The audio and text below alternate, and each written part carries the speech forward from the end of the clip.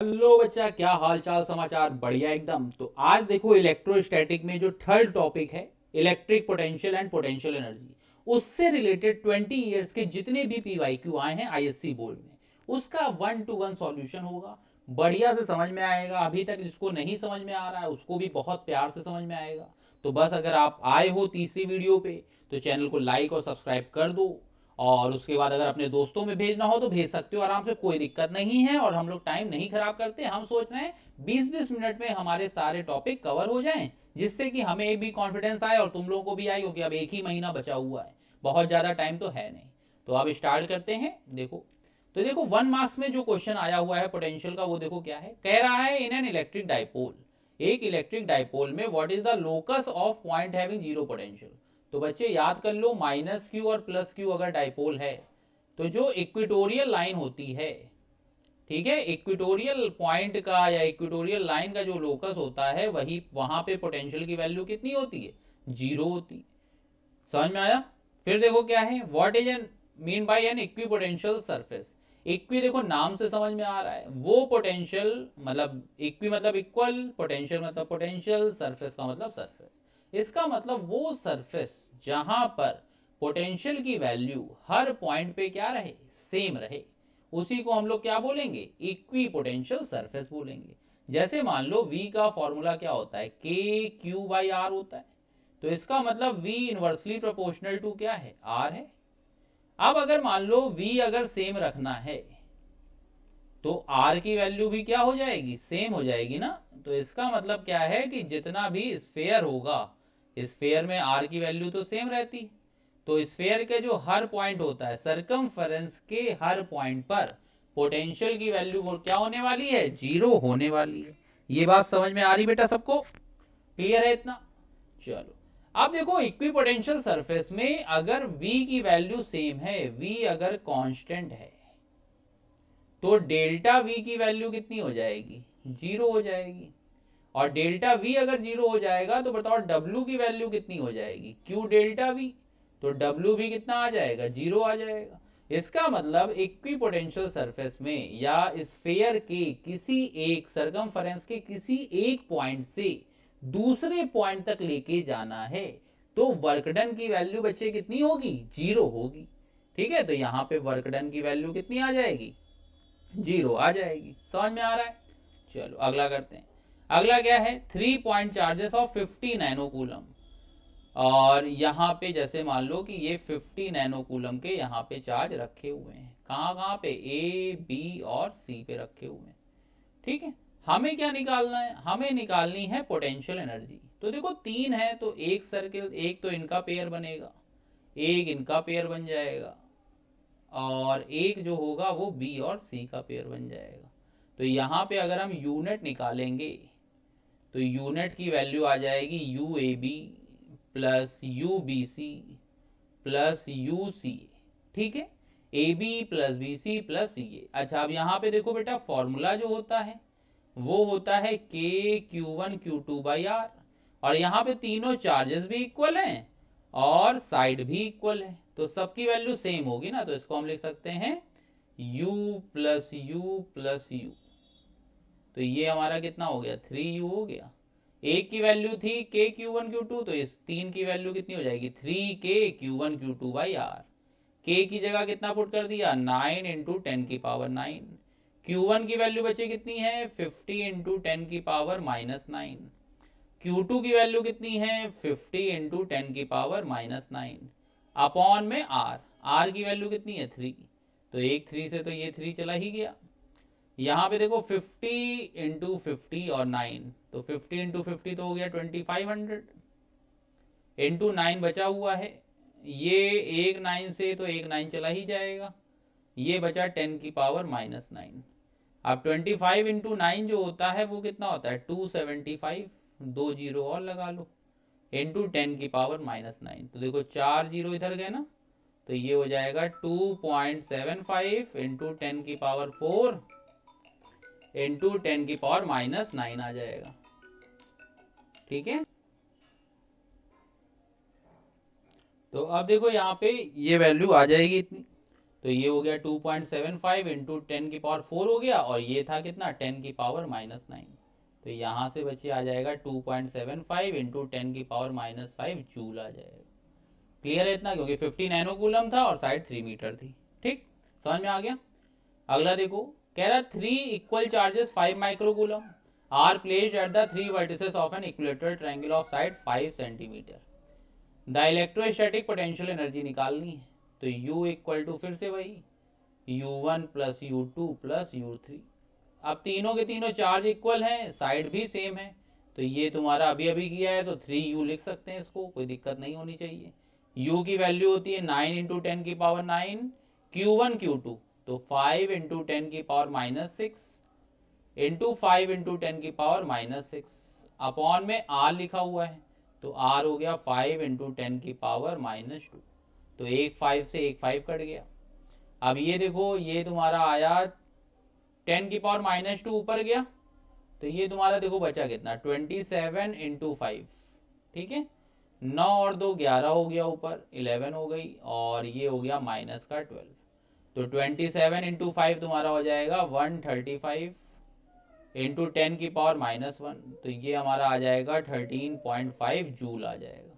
समझ में आ रहा है, 13.5 जूल इसका आंसर आ जाएगा। वैसे ही करना है, मेथड देखो हर साल वही रिपीट हो रहे हैं क्वेश्चन, कोई नए क्वेश्चन नहीं आ जाएंगे कि एकदम से एडवांस का आ जाएगा तो इतना परेशान हो। बेसिक क्वेश्चन करके जाओ, जो कॉम्पिटेंसी बेस्ड क्वेश्चन होंगे वो बनेंगे तो छोटे छोटे कॉन्सेप्ट है ना। अगर आपने इसको किया हुआ है, समझ के किया हुआ है, तो आराम से कर लोगे।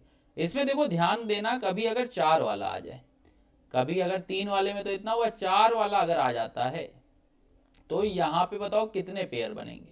यहाँ पे एक पेयर तो बनेगा ए बी का, ठीक है, 2 तो एडजेसेंट था, ए बी का हो गया, एक हो गया बी सी का, एक इधर सी डी का हो जाएगा, एक इधर डी ए का हो जाएगा। अब यहाँ पे 2 और बनेंगे, एक क्या बनेगा, जैसे मान लो ये 4 के हो गए, अब एक बी डी का बनेगा और एक तुम्हारा बनेगा किसका, सी ए का बनेगा। तो इस बात का ध्यान रखना, ठीक है, ये 4 हमारे बन जाएंगे। समझ में आ रहा है, 4 बनेंगे तो देखो कैसे बनेंगे वो भी करा देते हैं तुम्हें। जैसे मान लो कि यहाँ पे 4 बने, ठीक है, साइड आर दे दी थी, तो यहाँ पे ध्यान रखना डायगोनल की वैल्यू कितनी होगी, डायगोनल की वैल्यू हो जाएगी r under root 2। Pythagoras theorem लगा करके हम लोग आर रूट 2 निकाल लेंगे।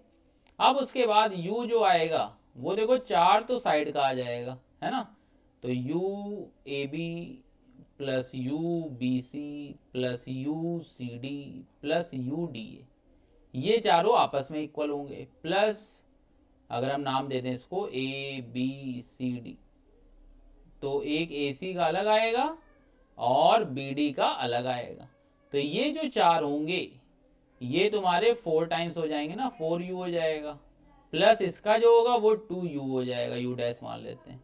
अब यहाँ पे जब u डैश लेना तो देखो 1/4πε0 ये तो रहेगा ही रहेगा। चार्जेस मान लो QA और QC हो गए। अब की बार जो डिस्टेंस आएगी ना वो AC आएगी, और यहाँ पे जो आएगी वो कौन सी आएगी, वो आएगी 1/4πε0 Q1 Q2, तो ये तुम्हारा हो जाएगा कितना QA QB, बगल बगल वाले थे ना, अपॉन में AB। तो यहाँ पे AB और AC धरते समय ध्यान रखना, क्योंकि यहाँ पे गलतियां होती, इस वजह से ये बताया जा रहा है। ठीक, अब देखो क्या है, कह रहा है कि 3 चार्जेस हैं, एक डायग्राम दिया हुआ है। What is the value of charge Q4 placed on the same circle if the potential at the centre V0 equal to 0 होना है। तो भैया सबकी डिस्टेंस तो सेम ही है, तो वी नेट इक्वल टू 0 अगर करा रहे हैं तो V1 plus V2 plus V3 plus V4 क्या होना चाहिए, 0 होना चाहिए। और जब तुम बाहर लोगे कांस्टेंट तो K अपॉन R तो बाहर ही आ गया, तो ये आएगा Q1 plus Q2 plus Q3 plus Q4। तो यहां से सबकी वैल्यू तुम पुट कर दो, तो Q1 plus Q2 plus Q3 plus Q4 equal to क्या हो गया, 0 हो गया। Q1 की वैल्यू देखो कितनी थी 3 प्लस Q4, Q2 था 4, Q3 था -7 प्लस का Q4, तो ये वैल्यू ओवरऑल कितनी हो गई, 0 हो गई। तो Q4 भी हमारा कितना आ गया, 0 आ गया। बात समझ में आ रही है? Q4 की वैल्यू कितनी हो गई, 0 हो गई। समझ में आया? तो ये 0 हमारा आंसर आ जाएगा। फिर आता है 6 क्वेश्चन, लिखा हुआ है an electric dipole of moment P is placed in a uniform electric field capital E, it has maximum potential energy. तो U का फॉर्मूला जो होता है बेटा वो क्या होता है, -P.E होता है। ठीक है, अब यहाँ पे हो गया -PE cos थीटा। तो बताओ अगर हम यहाँ पे cos 180 रखें या -1 अगर रख दें तो ओवरऑल वैल्यू क्या हो जाएगी, +PE हो जाएगी ना।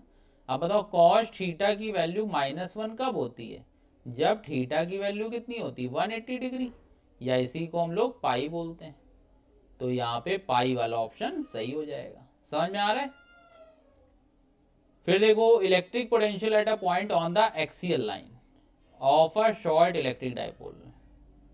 तो भैया यहाँ पे जान लो कि डाइपोल के लिए अगर हम बात करें तो वो तुम्हारा कितना होता है, K P/R² होता है ना। तो inversely proportional to the square of the distance आ जाएगा। तो यहाँ से बनेगा V inversely proportional to R²। ठीक है, ये चीज यहाँ से आ जाएगी। फिर देखो क्या है, लिखा हुआ है 3 point charge Q and Q are kept at the vertices of A, B and C respectively of an equilateral triangle, क्या है, ABC, having each side equal to A, electrostatic potential energy of the system is 0। This is possible if Q is equal to, हमसे कह रहा है कि वहां पर total energy, electrostatic potential energy क्या है, 0 है। तो भैया 3 है पॉइंट चार्जेस हैं और हमें पता है कि यूनिट की वैल्यू अगर 0 है तो वो UAB plus UBC plus UCA करके आई होगी। अब इक्विलेटरल ट्रायंगल है बच्चे, तो सारी साइड तो इक्वल ही है ना, तो यहाँ पे 0 रख दो यूनिट की जगह। ये तुम्हारा आ जाएगा K QA QB upon R plus QB QC upon R plus QC QA upon R, यही तो आएगा। अब यहाँ पे देख लो, यहाँ पे ये तुम्हारा आ गया 0 इक्वल टू, देखो K/R तो कांस्टेंट ही था, बाहर निकाल लिया, अंदर क्या बचा, QA QB plus QB QC plus QC QA, यही तो बचा। तो यहाँ से ये हो गया 0। अब बताओ चार्जेस देख लेते हैं कितना कितना था, 2 पे कैपिटल Q था और 1 पे स्मॉल q था, और स्मॉल q की वैल्यू पूछी गई है। तो यहाँ पे तो आ गया Q into Q plus Q into small q plus Q into small q। तो ये तुम्हारा आ जाएगा माइनस का Q² इक्वल टू 2QQ। एक Q से एक Q कट गया, स्मॉल q की वैल्यू कितनी आ गई, माइनस का Q/2 आ गई। समझ में आया? कॉन्सेप्ट है, भरोसा रखो, होंगे क्वेश्चन। होता क्या है, साल भर कभी किए नहीं है, तो जब भी थोड़ा सा भी लंबा जाता है क्वेश्चन तो कहीं ना कहीं कॉन्फिडेंस लैग करता है कि यार होगा कि नहीं होगा। इस दुविधा में हम लोग आगे बढ़ते ही नहीं है। तो इतना ध्यान रखो, इसी की प्रैक्टिस करो, बार बार रिपीट करो क्वेश्चन को। यही तरीका है पढ़ाई करने का, कोई नया स्ट्रेटजी नहीं होती बेटा किसी की। ठीक है, फिर क्या है, consider a point P on the perpendicular bisector. Perpendicular bisector में हमें बताना है डाइपोल के लिए, तो डाइपोल में इलेक्ट्रिक पोटेंशियल क्या होता है, 0 होता है। इतना ध्यान रखना होता है हमें। इलेक्ट्रिक पोटेंशियल इक्वेटोरियल में कितना होता है, 0 होता है। लिखा हुआ है point charge Q is kept at each of the vertices of an equilateral triangle, total potential energy, देखो बार बार रिपीट कर रहे ना ये, तो U equal to U dash equal to कितना आता है, 3U आता है, 3 1/4πε0 Q1 Q2 अपॉन A। तो ये तुम्हारा आ गया 1/4πε0 3Q² अपॉन A आ जाएगा। तो यहाँ से ये हो जाएगा 3Q² अपॉन A, मतलब C ऑप्शन सही हो जाएगा। फिर देखो, of 2 point charges 1 microcoulomb placed इतना, तो भैया यहाँ पे U जो है वो क्या होता है, 9 × 10⁹ Q1 Q2 अपॉन R होता है। तो ये आ जाएगा 9 × 10⁹ Q1 की वैल्यू कितनी है, 1 माइक्रोकूलम -6 इंटू 1 × 10⁻⁻6 अपॉन में R कितना है, 1। तो यहाँ से ये आ जाएगा 9 × 10⁻³ जूल आ जाएगा। सी ऑप्शन इसका करेक्ट हो जाएगा। 12वां देखो, इन द गिवन फिगर ये पूछा गया है work done in the process, कहाँ से कहाँ ले जा रहे हैं, एम से एन ले जा रहे हैं। बताओ ये इक्विपोटेंशियल सरफेस हुई ना, स्फेयर है तो इक्विपोटेंशियल सरफेस तो होगी ही होगी। तो इक्विपोटेंशियल सरफेस में वर्क डन की वैल्यू कितनी होती है, 0 होती है। तो यहाँ पे इक्विपोटेंशियल सरफेस का ये आंसर आ जाएगा। बात समझ में आ रही है? ठीक। फिर कह रहा है what is the what which point, तो इक्वेटोरियल पॉइंट। बार बार क्वेश्चन देखो आया है, याद रखना है तुम्हें। जो जो चीजें आ रही हैं बार बार वो अपने आप इतनी बार सुन रहे हो, याद हो ही चुकी होंगी। फिर क्या है, 2 point charges of 10 coulomb each are kept at a distance of 3 metre, electrostatic potential energy. तो U का फॉर्मूला होता है 9 इंटू 10 की पावर 9, Q1 Q2 तो 10 इंटू 10 अपॉन 3, 3 3 जा 9, 10 इंटू 10 100, 100 इंटू 3 300 इंटू 10 की पावर 9। इसको अच्छे से लिखना है तो 3 इंटू 10 की पावर 11 जूल आ जाएगा। समझ में आया इतना आंसर? 14 हो गया। अगला देखो, लिखा how much work in circular path. Circular path बच्चे कहीं पर भी आएगा, तो सर्कुलर पाथ में जो सरफेस होती है वो कैसी होती है, इक्वेटोरियल होती है। बात समझ में आ रही है? ओह सॉरी, इक्वेटोरियल नहीं, इक्विपोटेंशियल होती है। ठीक है, इक्विपोटेंशियल होती है। तो इक्विपोटेंशियल में V क्या रहता है, कांस्टेंट। और V जब कांस्टेंट होता है तो डेल्टा V की वैल्यू क्या होती है, 0। तो W इक्वल टू कितना हो जाता है, Q डेल्टा V। तो W की वैल्यू कितनी आ जाएगी, 0 आ जाएगी। समझ में आ रहा है? अगला देखो, how much kinetic energy is gain by an electron initially at rest when it moves through a distance. Kinetic energy पूछ रहा है, तो W इक्वल टू होता है डेल्टा के ई, W इक्वल टू होता है Q डेल्टा V, और डेल्टा के ई होता है K final minus K initial. किसकी पूछ रहा है, इलेक्ट्रॉन की पूछ रहा है। तो 1.6 इंटू 10 की पावर माइनस 19। डेल्टा V कितना हो गया, 1000। K फाइनल रहा, K इनिशियल कितना हो गया, 0। तो ये आ गया 1.6 इंटू 10 की पावर माइनस 16 जूल आ जाएगा। ये हमारी K फाइनल की वैल्यू आ जाएगी। समझ में आ रहा है? एक एक चीज समझ में आ रही बच्चे? तो बस 16 हो गया। अब आता है 17, लिखा हुआ है कैलकुलेट द, कितने हैं क्वेश्चन, हाँ तो हो जाएंगे आराम से। Calculate the electric potential at a point P which is eight a distance of 9 centimetre from a point charge of this. तो इलेक्ट्रोस्टैटिक पोटेंशियल निकालना है बच्चे, KQ/R होता है। K की वैल्यू हो गई 9 इंटू 10 की पावर 9, Q कितना है, 50 माइक्रोकूलम है। तो 10 की पावर माइनस 6 अपॉन R कितना है, 9 सेंटीमीटर। 9 से 9 गया, ये तुम्हारी आ जाएगी 50 इंटू 10 की पावर 9 है, ये ऊपर गया ना तो ये हो जाएगा 10 की पावर माइनस 4। तो ये हमारा इतना आंसर आ जाएगा, या इसी को 5 इंटू 10 की पावर 6 वोल्ट लिख देंगे। ठीक है, समझ में आया? तो देखो 17 क्वेश्चन हो गए थे, अब आते हैं 18 क्वेश्चन पे। तो 18 में क्या है, लिखा हुआ है the equipotential surface of a uniform electric field लिखी हुई है। ठीक है, uniform electric field E are planes parallel to YZ plane. तो यहाँ पे बच्चे ये तुम्हें लिखा हुआ है कि वाईजेड प्लेन के पैरेलल होगा। ठीक है, अब जब वाईजेड के पैरेलल होगा और तुम्हें क्या पूछा गया है, डायरेक्शन ऑफ इलेक्ट्रिक फील्ड ई पूछा गया है, तो हमें पता है कि इलेक्ट्रिक फील्ड जो होती है वो क्या होती है, इक्विपोटेंशियल सरफेस के परपेंडिकुलर होती है। अब बताओ वाईजेड प्लेन है तो इसके परपेंडिकुलर कौन सी एक्सिस होगी, भाई एक्स एक्सिस होगी, और यहाँ पे केवल एक ही दिया हुआ है, तो इसका आंसर फर्स्ट वाला हो जाएगा। समझ में आ रहा है भाई? हमें ये पता है E equal to minus dV/dr से कि यहाँ पर V इक्वल टू क्या होता है, integration minus integration E dot dr होता है, डेल्टा V। ठीक है, और डेल्टा V की वैल्यू हमारी कितनी हो जा रही है, 0। इसका मतलब E और dr के बीच का एंगल कितना है, 90 डिग्री है। ठीक है, ये बात समझ में आ रही? मतलब इक्विपोटेंशियल सरफेस जो होगी उसके नॉर्मल होगा, परपेंडिकुलर होगा। तो यहाँ पे वाईजेड के परपेंडिकुलर कौन सा हो गया, एक्स एक्सिस हो गया, तो ये आंसर आ जाएगा।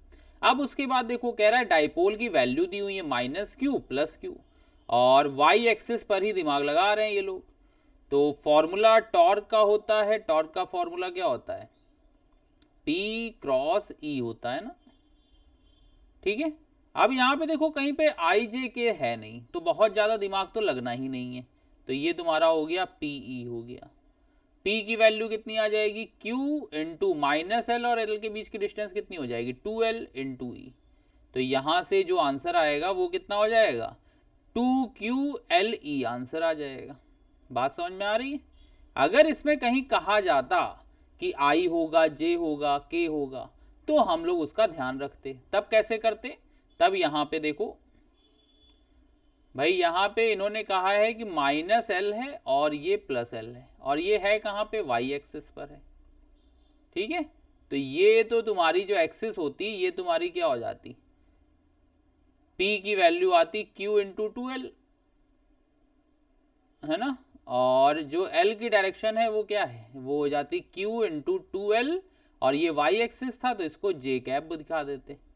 E की वहां पे वैल्यू दी हुई थी कि E जो है वो हमारा कहाँ जा रहा है, x एक्सिस पे जा रहा है, E ही मान लिया, EI हो गया। अब यहाँ पे अगर टॉर्क निकालते तो हम लोग क्या लिखते, P क्रॉस E लिखते, तब यहाँ से क्या होता, आंसर आता। समझ में आ रहा है।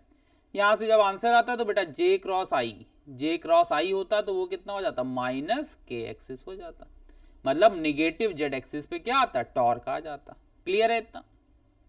अगले क्वेश्चन पे आते हैं। लिखा हुआ है an electron revolves around the nucleus of hydrogen atom in a circular orbit of this, intensity of electric field of the nucleus at the position of electron. तो इलेक्ट्रॉन रिवॉल्व कर रहा है, ठीक है, एक सर्किल की रेडियस हमें given है, ये सर्किल की रेडियस कितनी है, स्मॉल r है, ठीक है। इतनी बात समझ में आ गई। अब हमसे क्या कह रहा है, हमसे कह रहा है कि इंटेंसिटी निकालनी है। तो इंटेंसिटी का फॉर्मूला तो याद ही है ना बेटा हमको, इंटेंसिटी का फॉर्मूला तो याद है, E इक्वल टू के क्यू अपॉन आर स्क्वायर होता है, यही तो होता है।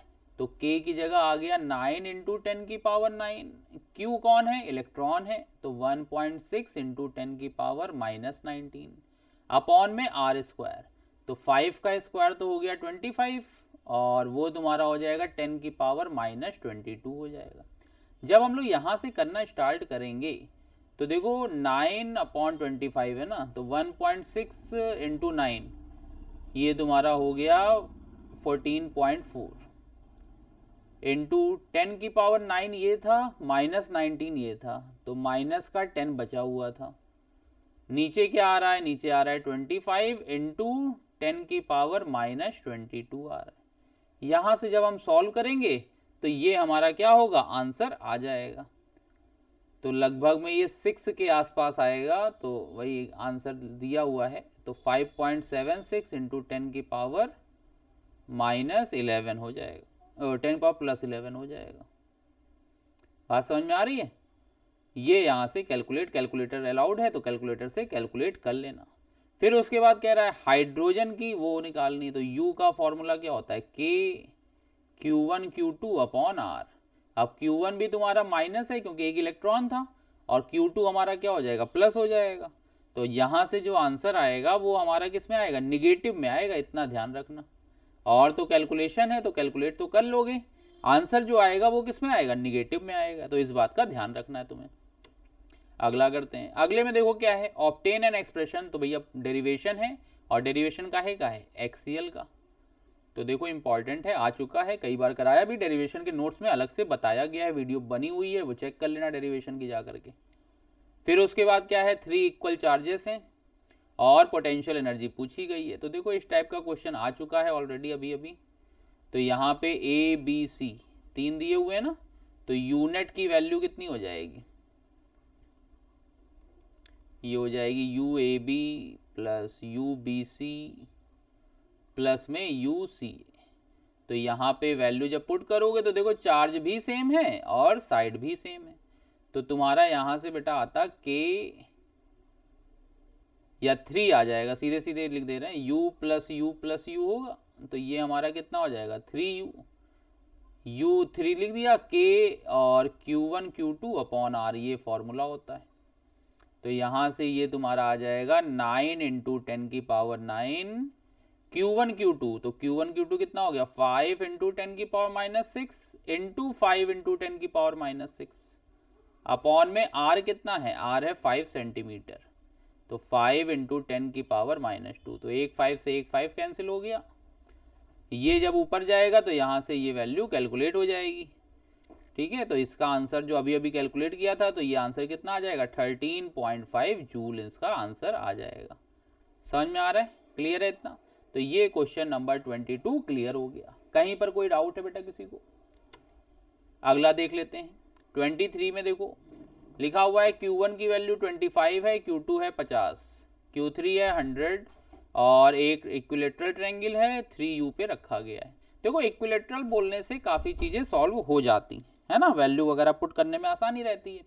तो यहाँ पे फिर से वही ट्रायंगल पे रखे गए हैं, तो U डैश इक्वल टू हो जाएगा U1 plus U2 plus U3।